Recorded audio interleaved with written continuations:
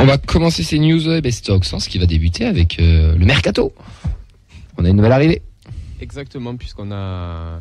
Après Kamanzi, on a une nouvelle recrue assez surprise, puisque le TFC enregistre l'arrivée du latéral gauche chilien Gabriel Suazo, donc arrivant libre en provenance de Colo-Colo. Il restera au pays comme une référence à son poste et surtout l'un des enfants de l'un des plus gros clubs sud-américains, donc puisqu'il y a signé pro en 2015 et puisqu'il est capitaine depuis presque 2 saisons maintenant. À 25 ans, il possède quand même un beau palmarès national. Il compte 3 championnats, 2 coupes nationales et quelques parties de prestige en Copa Sudamericana et Copa Libertadores. Donc ça pose quand même des références. Équivalent Ligue des Champions, Ligue Europa des Amériques du Sud. Exactement. C'est un latéral gauche offensif qui est capable de monter milieu gauche, mais bon, ça on en a l'habitude avec les Sud-Américains, ils sont toujours très offensifs. Par contre, la petite particularité qui est sympa, c'est qu'il peut dépanner au milieu de terrain. Et ça, c'est quand même un profil assez polyvalent, bien coté. Comme souvent avec les nouveaux latéraux. Ouais, exactement. Donc pour la petite histoire, libre de tout contrat depuis 2023, l'actuel international chilien au 13 cap a fait exprès de ne pas prolonger avec son club de Colo-Colo pour viser justement le mercato européen. Et force est de constater que sa stratégie a marché puisqu'il a été cité un peu partout aux 4 coins de la planète pendant les 2 semaines de pause. Il a été envoyé en Croatie, en Turquie, au Brésil, etc. Mais il a fait l'objet de 2 offres concrètes, donc Cruzeiro au Brésil et Beşiktaş en Turquie.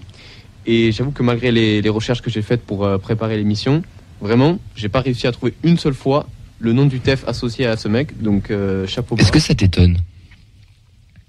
Honnêtement un peu quand même, parce que ça a été même des médias français, même étrangers, vraiment impossible. Il y a eu des médias turcs, des médias brésiliens, mais au-delà du TEF, il y avait vraiment personne qui le voyait partir en France. Après, c'est l'habitude du TEF depuis pas mal de saisons maintenant d'avoir des joueurs un peu qui sortent de nulle part. On a toujours des rumeurs, et au final, on a toujours le mec auquel on s'attend pas. C'est ça qui fonctionne aussi bien avec le TF, ils arrivent à brouiller les pistes, mais au final, n'avoir aucune rumeur, aucun nom. On attendait à Moulic, là, il y avait des rumeurs, on s'attendait à le voir débarquer au stadium, et là, pim, on a un mec, on sait pas d'où il sort. Ouais. C'est bien. Moi, j'ai soupçonne de faire exprès le TF, juste pour brouiller les pistes, qu'ils en ont marre qu'on trouve les datas avant eux, que tout le monde joue maintenant avec son football manager. Ils se disent, tiens, on va en prendre un, personne ne le connaît. Personne ne le connaît. Enfin, personne ne connaît, personne n'attendait plutôt. Il y a un tweet très intéressant de Tian Dider qui est tombé hier, si je ne dis pas de bêtises, qui dit non, il va bien. Qui dit qu'il le suivait, qu'il l'a suivi en Amérique du Sud et qu'apparemment il a une très belle cote là-bas. Donc. Apparemment, il est bien coté. Voilà, Thomas, il a un profil qui est assez intéressant, quoi. Moi, je suis allé faire 2-3 recherches. J'ai vu sur Transfermarkt, il est estimé à 2 millions d'euros, ce qui est pas horrible pour un joueur qui vient d'un championnat entre guillemets exotique. Et ils ont toujours cet esprit un peu sud-américain de grinta, donc dans une deuxième partie de saison avec des moments peut-être si on a quelques pépins, quelques moments un peu difficiles, il sera ressoudé tout le monde et je pense que ça peut toujours être intéressant. Et puis un leader de vestiaire, capitaine de Colo-Colo, c'est pas rien, même pour ceux qui connaissent pas là-bas, c'est l'équivalent d'un PSG, je dirais ici peut-être plus d'un Marseille. On va dire. Ouais, Marseille, puisqu'ils ont une Coupe Libertadores. Ouais, c'est vraiment le plus gros club du Chili. Donc c'est quand même une belle cote. Donc tout ça pour finir, au final, c'est le TEF qui a réussi à le convaincre. Et il signe jusqu'en juin 2026. Et pour être complet, son numéro de maillot n'a pour le moment pas été attribué. Voilà. On est bon pour le Chilien. Votre avis sur cette signature, vite fait ? Tant cible des parties là. C'est très bien. Ouais, et voilà, c'était la deuxième question. Tu l'as tout pour désolé. Non, mais c'est parce que clôturer l'émission. C'est un peu. Après, moi, je vais pas vous mentir, les mercatos hivernales, ils me font peur. Et les hivernaux, ça va ? Hivernaux, pardon. Les mercatos hivernaux, excuse-moi. Mais ça me fait peur, le mercato hivernal. Parce qu'on n'a jamais vraiment de gros joueurs qui ont signé à ces mercatos-là et c'est rarement des top joueurs qui se sont imposés dans l'histoire. Et je parle pas que pour le TEF, pour tous les clubs. Mais bon, connaissant le TEF, et les nouveaux projets, bon, peut-être mais bon, j'attends de voir. Ouais, ça me fait quand même 2 qui arrivent là. Vas-y, attends. Moi, j'avais juste une dernière question pour vous lancer. Qu'est-ce que vous pensez de son temps de jeu pour la saison qui va se terminer là ? Est-ce que ça va être vraiment le backup de secours pour cette saison ou est-ce que c'est vraiment le futur titulaire de 2023-2024 ? Aucune idée de ça. Joker. Je sais pas. Je suis pas entraînement. On disait ça d'Oliver Zanden et on voit où il en est. Ça aussi. Oui, lui là. Qu'est-ce qu'il va devenir maintenant ? Un prêt. faut le prêter, Zendem, faut qu'il ait acquérir du temps de jeu.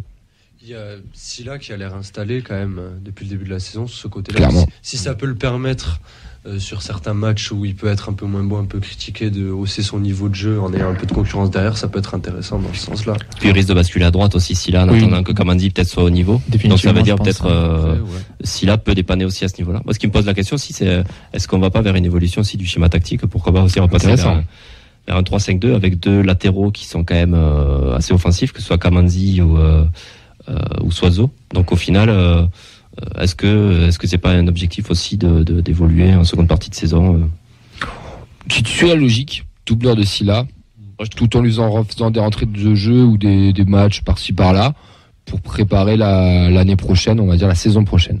Donc il arrive libre, c'est ça? Il arrive libre, ouais. Ça choque personne là. Ouais, Pourquoi? C'est-à-dire qu'ils n'ont même pas déboursé un seul centime. Hein. Nous, chez nous, on crie que les joueurs vont partir libres. Mais là, il y en a un qui arrive libre et personne. Mais attention, sa réaction est très intéressante. Il a refusé de prolonger pour attendre le mercato européen. Ce qu'il faut qu'on prenne en compte sur ces mercatos là qui sont en train d'arriver, c'est que les joueurs prennent de plus en plus les pouvoirs aussi pour toucher des belles primes à la signature, avec les agents et tout ce qui se passe derrière, bien entendu. Mais les clubs ont de moins en moins la main sur ces joueurs. On a Bernard sur le Facebook Live qui demande si Silla va peut-être pas partir avant fin janvier, justement. T'as 5 millions carrés sur la table, je pense qu'on l'amène tous à l'aéroport. Mais parce qu'il est sous contrat jusqu'à 2024, Silla, non? Ou 2023? 2023, je crois, non? Je crois qu'il est censé partir libre à la fin de la saison, là. Ouais, d'accord. Ouais. Ok, non, je crois que c'était 2024. Et d'ailleurs, donc Silla a dit qu'il voulait pas reprolonger puisqu'il avait d'autres projets. Il a vraiment progressé. Il a vraiment progressé. Est-ce qu'il a une cote financière qui est ça, je sais pas. Je suis pas sûr. Mais parce qu'il a quand même 28-29 ans. Mais dans un projet européen d'un club médian français, il a sa place, tu vois. Après, Silla, ça peut partir. En Angleterre. Non, ça peut partir au Moyen-Orient, quoi. Wow. Je l'aime bien. Pas encore. S'il y a un gros contrat. Il manque encore de 3 ans. Ça pourrait être 2-3 millions de plus-value si quelqu'un peut mettre. Après. C'est sûr que ces 2 dernières saisons, ça l'a bien relancé. Et je pense que lui aussi, ouais. Moi, je vais pas te mentir. Il a progressé quand même. Si on veut être serein sur le maintien, faut qu'il reste jusqu'à la fin de la saison. Mais qui mettrait 1 ou 2 millions sur Silla alors qu'il est libre dans 6 mois. Donc ça m'étonnerait. Donc celui qui veut l'avoir. S'il y a plusieurs clubs qui se battent, c'est les enchères. Ouais, je suis sur sa page Transfer Market.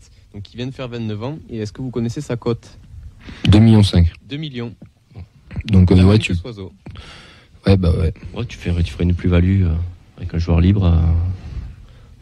Dans Silla, mais ça... Si tu le vois d'une version économique, si là tu dois le faire partir parce que tu viens de voir son remplaçant. Ouais. Si tu as une vision sportive, tu le gardes jusqu'à la fin de la saison. Ouais, et t'acceptes qu'il parte. Non, mais honnêtement, t'as un équilibre. Je vois pas, il n'y aurait aucune cohérence de le laisser partir maintenant. Donc, Si on a 2 minutes sur Silla, j'ai vu un débat assez intéressant sur Twitter la semaine dernière. Est-ce que pour vous, Silla, c'est une légende du TFC? 15 fois que oui. Moi aussi, franchement. Pourtant, je suis son premier détracteur et je l'ai haï pendant des années. Mais si tu prends un peu de recul, tu regardes, une légende, c'est quoi? C'est un mec qui joue longtemps, qui s'installe, qui est régulier et qui se bat pour le club et qui mouille le maillot. Moi, c'est ma définition en tout cas. Si là, on coche toutes les cases et le mec a toujours été présent dans les moments les plus galères et tout. Et oui, et je trouve qu'en plus, il a vraiment progressé, moi, je trouve. Il arrive peut-être à son, j'aime pas ce terme, mais à son prime. Non, mais je déteste ce terme, mais voilà, mais c'est un peu le cas. Et s'il doit partir, je pense que c'est maintenant. Et s'il part libre, c'est pas grave. Rappelez-vous, si là on l'a chopé dans on l'a rapatrié, je crois, de Guinée là dans un. Ah, j'ai perdu le mot de formation. Non, c'était de l'académie, mais voilà. Le mec nous a coûté peanuts. Il a fait toute sa carrière ici. Bon, il a fait des prêts, etc. à Lens et au Gazec d'Ajaccio. Et à chaque fois qu'il est revenu, il s'est installé. Donc, ouais, je pense que ouais.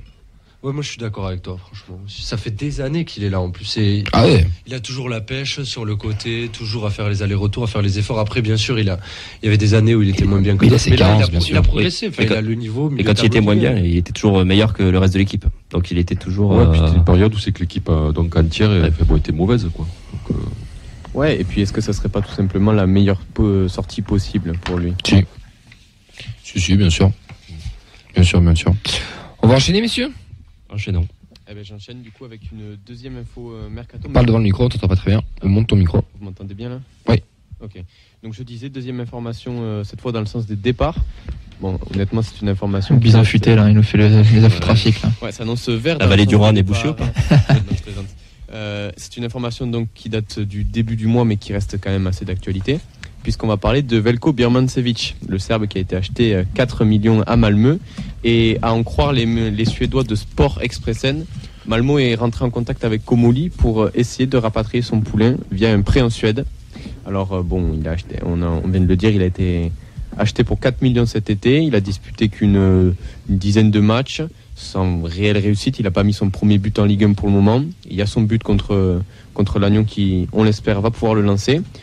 Alors forcément, le TEF s'oppose fermement. Il va avoir clairement un rôle à jouer pour cette phase retour. J'attends vos avis. Est-ce que c'est la bonne décision du TEF? Est-ce que vous comprenez Malmö?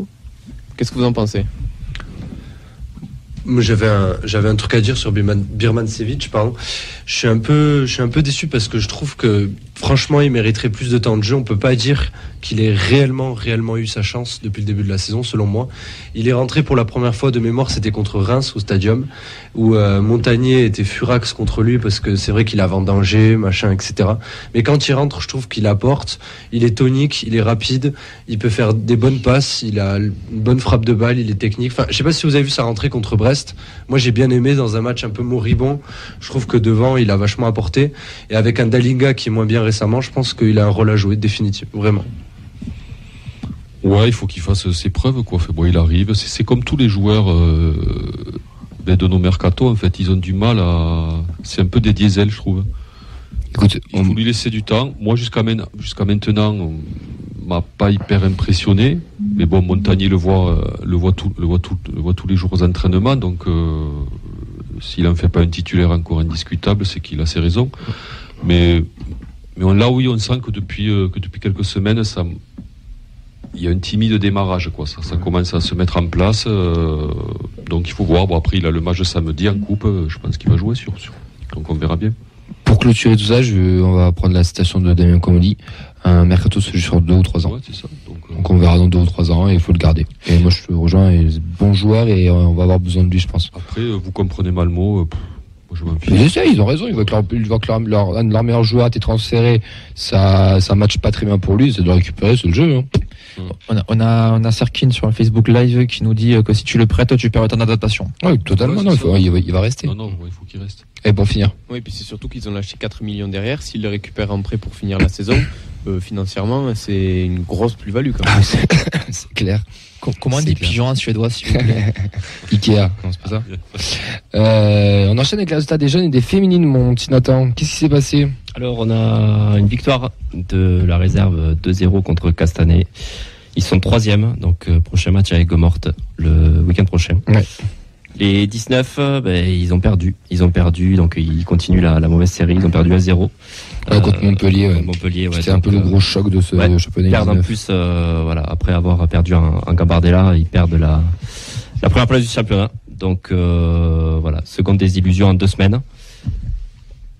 Les prochain match, donc c'est le 22 janvier à 14h30 contre Béziers, qui sont 4e. Les 17, ils ont gagné donc dans le derby contre la Jet 4-2. Donc j'ai pas de classement. Ils étaient 3e de base. 17, ils sont 3e. Ils sont 3e et 4e Béziers, ouais. Ça dépend, je sais pas. Et les U16 ont gagné 3-1 contre l'Entente Saint-Clément-Bon. Donc prochain match dimanche face à Bagatelle le 22 à 15h. Les féminines, donc la D2, elle a repris le championnat le 22 janvier. Elle reprendra le championnat. Il a le futur, attends, laissez-le. Ah ouais, c'est ça. Le 22 janvier à 14h30 à Nîmes. Donc elles sont toujours dernières, mais avec un goal average qui est bien plus mauvais, -2 contre -38. La R1, elle a gagné 3-0, car donc ça s'est pris un été forfait. Ouais. Prochain match à Rodez le 22 janvier à 13h. Et elles sont 4e. Et 19, ça reprend plus tard, je crois. Ouais, plus tard. La semaine d'après, là. Dommage pour déçu pour les 19 quand même. 2 contre-performances. 2 contre-performances. Ils avaient l'occasion d'avoir justement, c'était un peu un moment charnière de la saison pour eux. Entre ce match de Gambardella et le fait de conserver leur première place en championnat U19. Donc, dommage. On espère que ils vont pouvoir remonter la pente assez rapidement. Après, ça arrive dans une saison. Il y a des creux. Bon. Tu suis les féminines ou les jeunes un peu ou pas? Les féminines, non, pas trop pour vous avouer. Mais par contre, les 19, un petit peu. J'aime bien suivre un peu la Gambardella, etc. Depuis l'épopée avec les Moussa Diarra, Amina Adli. Mais sur les 19, c'est vrai que la semaine dernière, le scénario, il est cruel. Vous en avez parlé dans l'émission, il me semble. Et je pense que ça reste un peu dans les têtes. Surtout en Gambardella, je pense que c'est une compétition qui leur tient à cœur à des jeunes comme ça. Ah bah c'était clair. Je pense que c'est clairement un objectif du club. Après, tu regardes l'équipe Titu U17, t'en as certains qui ont joué avec les U19 en Gambardella et certains des U19 qui n'étaient pas présents parce que trop vieux aussi. Ouais. Donc quand t'en as certains en plus qui sont, enfin Giacomo Pérez par exemple qui est leur attaquant un peu phare, Rest n'y était pas non plus. Enfin, tu vas pas avec ta meilleure équipe non plus.